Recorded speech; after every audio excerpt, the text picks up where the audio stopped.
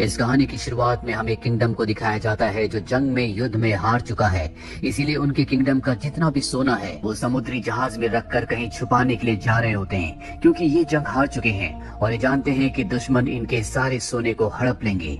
वहीं कुछ समय बाद हमें एक दूसरे शिप को दिखाया जाता है जिसमें कुछ कैदी होते हैं जिन सब की हालत बहुत ज्यादा खराब होती है। दरअसल इन सब को समंदर के बीच में सजा के तौर पर मरने के लिए छोड़ दिया गया है और अब इन्होंने जीने की भी उम्मीद छोड़ दी है, पर इससे पहले कि इन सब की जान जाती तभी यहाँ पर एक बहुत बड़ा समुद्री जहाज आता है जिसकी कैप्टन एक लड़की होती है। वो जब इन सब को देखती है तो उसे इन पर तरस आ जाता है, इसीलिए वो इन सब को अपने बड़े जहाज पर बुला लेती है। अब इन सब को इस जहाज पर कुछ वक्त हो चुका है, इन्हें 3 महीने इस जहाज पर बीत जाते हैं और एक दिन ये बड़े जहाज की कैप्टन के पास जाते हैं और उसे बताते हैं कि हम पहले पायरेट्स थे, यानी कि समुद्री जहाजों को लूटते थे। शिप की कैप्टन बताती है कि हम भी पायरेट्स ही हैं, लेकिन हम सिर्फ जैपनीज जहाजों को लूटते हैं। कैदियों का सरदार कहता है कि यही तुम्हारी गलती है, तुम्हें हर एक जहाज को लूटना चाहिए। और तब ये देखते हैं कि इनसे कुछ ही दूर एक समुद्री जहाज होता है और ये एक जैपनीज समुद्री जहाज है। इसे देखकर सब के सब पायरेट्स बहुत खुश हो जाते हैं। लुटेरों का सरदार कहता है कि मैं बहुत अच्छा तलवारबाज हूँ और इस जहाज को लूटने मैं ही जाऊंगा, और इसके बाद वो जैपनीज के जहाज पर चला जाता है। यहाँ पर जो शिप की कैप्टन होती है वो भी उसका साथ देने के लिए वहाँ पर जाती है और ये वहाँ जैपनीज सिपाहियों से लड़ते हैं। ये दोनों ही बहुत अच्छे तलवारबाज होते हैं और जब ये लगभग शिप के हर एक इंसान पर हावी हो चुके होते हैं, इस शिप की कैप्टन का एक आदमी आता और बताता है कि इस शिप में कोई भी कीमती सामान नहीं है, ना इसमें खाने पीने की चीजें हैं। ये सुनकर सब के सब हताश हो जाते हैं। शिप की कैप्टन पूछती है कि तुम इतना बड़ा जहाज लेकर इतने सारे लोगों के साथ बिना खाने पीने के लिए कहाँ निकले हो। यहाँ पर एक बच्चा होता है, बताता है कि हम खजाने की तलाश में निकले थे, लेकिन हम रास्ता भटक गए। इस वजह से हम कई महीनों से समंदर में फंसे हुए हैं और हमारा खाने का सारा सामान खत्म हो गया है। खजाने की बात सुनकर शिप की कैप्टन और लुटेरों का सरदार दोनों बहुत खुश हो जाते हैं और अब इनके मन में लालच आ चुका है, ये उस खजाने को हासिल करना चाहते हैं। इसीलिए ये इन लोगों से खजाने का नक्शा लेकर वापस अपने शिप में आ जाते हैं और अब ये किसी भी तरह से खजाने तक पहुंचना चाहते हैं। शिप की कैप्टन कहती है कि हम इस खजाने को ढूंढेंगे जिसके बाद हम सब के सब अमीर हो जाएंगे। और अब ये उस नक्शे को फॉलो करते हैं और जल्दी समंदर के किनारे पहुंच जाते हैं। जहां पर जब ये उस आइलैंड पर पहुंचते हैं तो देखते हैं कि वहां पर बहुत हरियाली है और तभी लुटेरों का सरदार ऊपर एक जंगली बैल को देखता है। ये सब के सब भूखे हैं। ये तय करता है कि ये उसका शिकार करेगा, जिसके बाद ये सब के सब अपनी भूख मिटाएंगे। वो अपनी बहादुरी का मुजाहरा करते हुए अकेला ही उसे मारने के लिए चला जाता है और जब वो एक सुरंग के अंदर जाता है तो पीछे से कई सारे जंगली बैल आ जाते हैं और उसे अपने सींग पर उठाकर अपने साथ ले जाते हैं और ऊपर पहाड़ की चट्टान से नीचे फेंक देते हैं। सभी लुटेरों को लगता है कि वो मारा गया, लेकिन उसकी किस्मत अच्छी होती है कि वो एक पेड़ से लटक जाता है। वहाँ पर एक हाथी दांत गड़ा होता है, उसकी मदद से वो वापस ऊपर आ जाता है। वो अपने साथ हाथी का दांत भी लाया होता है और जब शिप की कैप्टन उस दांत को देखती है तो उसमें कुछ नक्शे के आगे के चिन्ह होते हैं। वो समझ जाती है कि आगे का रास्ता इस हाथी दांत पर है।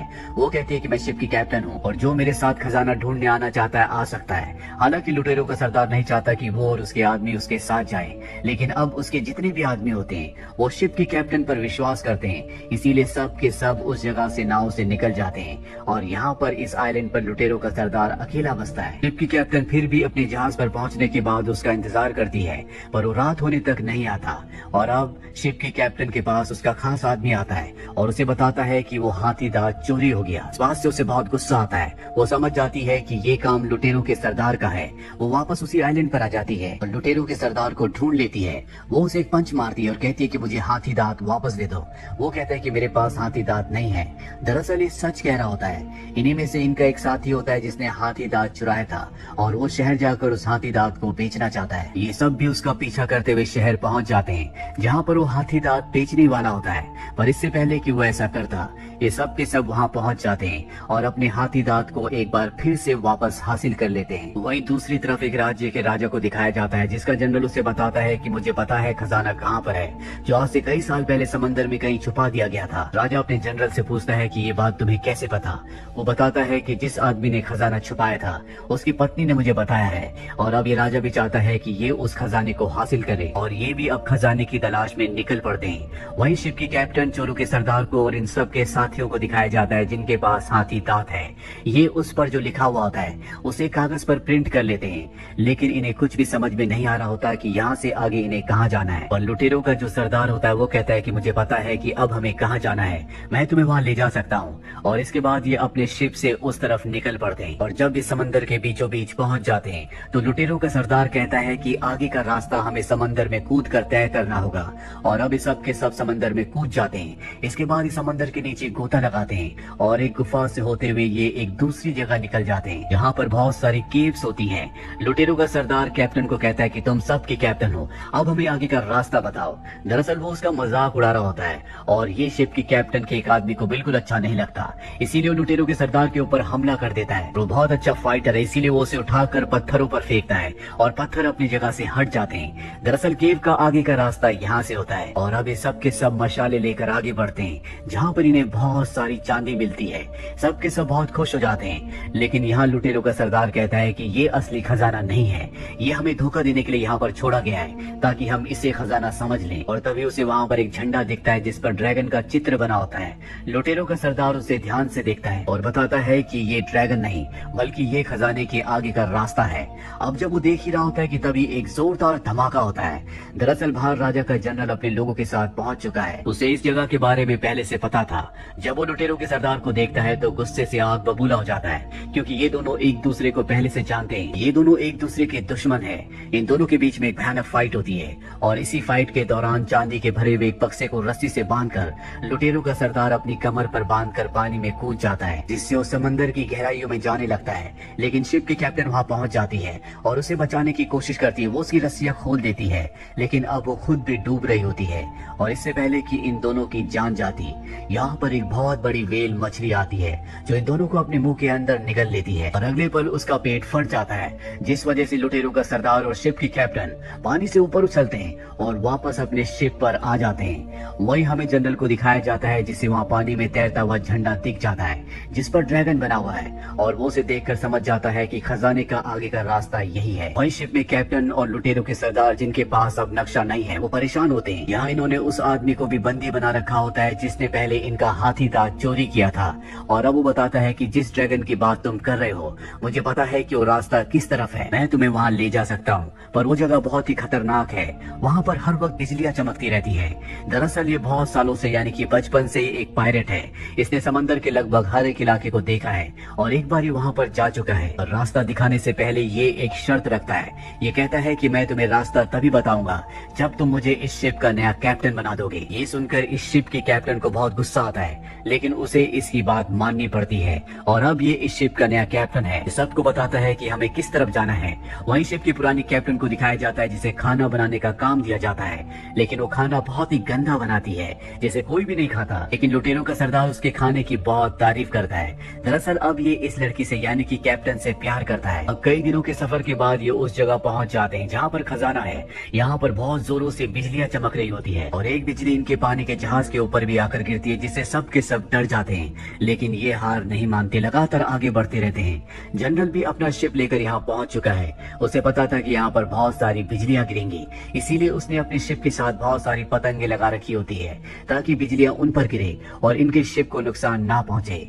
और अभी दोनों के दोनों शिप आगे बढ़ते हुए एक आइलैंड पर पहुंच जाते हैं जहाँ का वातावरण पूरी तरह से शांत होता है। और ये देखते हैं कि इस आइलैंड पर एक बहुत ऊंचा पहाड़ है जिसके ऊपर काले बादल हैं और लगातार वहाँ पर बिजलियाँ गिर रही हैं। ये समझ जाते हैं कि खजाना वहीं पर है। दरअसल पुरानी कैप्टन और लुटेरों का सरदार अलग होते हैं और इनकी बाकी टीम कहीं और होती है। लुटेरों का सरदार पुरानी कैप्टन से कहता है कि मैं देख कर आता हूँ, तुम यहीं पर रुको, और वो अकेला ही उस तरफ चल पड़ता है। वही नई कैप्टन को दिखाया जाता है जो सबको अजीब अजीब से ऑर्डर्स दे रहा होता है जिससे सबके सब परेशान हो जाते हैं, थक जाते हैं और सबको गुस्सा आता है। इसीलिए वो उसे मारने के लिए उसके पीछे भागते हैं। वो पत्थरों के पीछे छुप जाता है और तब उसके सामने एक पेंगुइन आता है और वो देखता है कि उसके मुंह में सोना है। वो अपने सभी साथियों को बुलाता है, लेकिन जब उसके सभी साथी वहाँ पर आते हैं तो देखते हैं कि पेंगुइन वहाँ से उड़ चुका है। उन्हें लगता है कि इनका नया कैप्टन इन्हें झूठ बोल रहा है, वो इन्हें बेवकूफ बना रहा है। इससे पहले कि नए कैप्टन को पानी में फेंक देते, पेंगुइन इनके पीछे आ जाता है और उसके मुंह में अब भी सोना दबा हुआ होता है। ये देखकर सब खुश होते हैं क्योंकि ये सही आइलैंड पर है, खजाना यहीं कहीं है। वहीं लुटेरों का सरदार जब उस चट्टान पर, उस पहाड़ पर पहुंचता है तो देखता है कि जनरल पहले ही वहाँ पर पहुंच चुका है।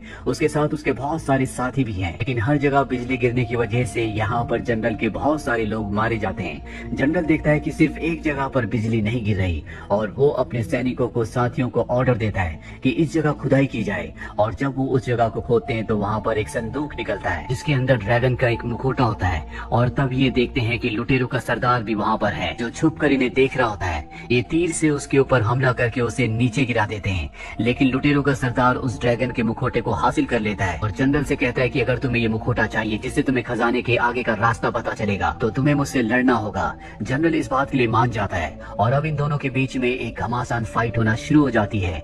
वही हमें शिप की पुरानी कैप्टन को दिखाया जाता है, जिसके शिप के ऊपर जनरल के लोगों ने हमला कर दिया होता है और वो अपने शिप को बचाने के लिए उनका सामना करती है, उनसे लड़ती है। वही नए कैप्टन को दिखाया जाता है जो पेंगुइन के पैर पर एक रस्सी बांध देता है। पेंगुइन पानी में कूद जाता है, रस्सी को पकड़ के उसके पीछे पीछे जाने लगता है। वही लुटेरों के सरदार को और जनरल को दिखाया जाता है जो एक दूसरे से लड़ रहे होते हैं और इसी लड़ाई के बीच में लुटेरों के सरदार के हाथ से मुखौटा छूट जाता है, जो चट्टान से सीधा समंदर में गिरता है। जहाँ नया कैप्टन पहले से होता है, वो उस मुखौटे को उठा लेता है और जब वो उस मुखौटे को ध्यान से देख रहा होता है तो देखता है कि सामने उसी तरह की एक चट्टान है जहाँ पर गुफाएं हैं। वो समझ जाता है कि उन्हीं गुफाओं के अंदर वो खजाना है। वहीं ऊपर दिखाया जाता है जहाँ पर लुटेरों का सरदार, जनरल एक दूसरे की जान लेना चाहते हैं, लेकिन यहाँ पर लुटेरों का सरदार बिजली गिरने से पहले अपनी तलवार हवा में उछालता है, तो बिजली उसकी तलवार पर चमकती है और वो तलवार सीधा जनरल के आर पार हो जाती है, जिससे उसका खात्मा हो जाता है। वहीं नए कैप्टन को दिखाया जाता है जो गुफा के अंदर पहुंचता है। वहाँ पर उसे वो जहाज मिल जाता है जिसके अंदर खजाना है, जो कई सालों से यहाँ पर छुपाया गया था, और वो उस जहाज को लेकर बाहर आ जाता है, जहाँ पर उसके सभी साथी खजाने से भरे हुए जहाज को देखकर खुश हो जाते हैं। दरअसल इनका जहाज अब पूरी तरह से तबाह हो चुका है, इसीलिए सब के सब इसी खजाने वाले जहाज पर आ जाते हैं। लुटेरों का सरदार और शिप की पुरानी कैप्टन भी अब यहाँ पर है। सब ने खजाने को हासिल कर लिया। इसका मतलब ये है कि ये सब के सब अब बहुत ज्यादा अमीर है।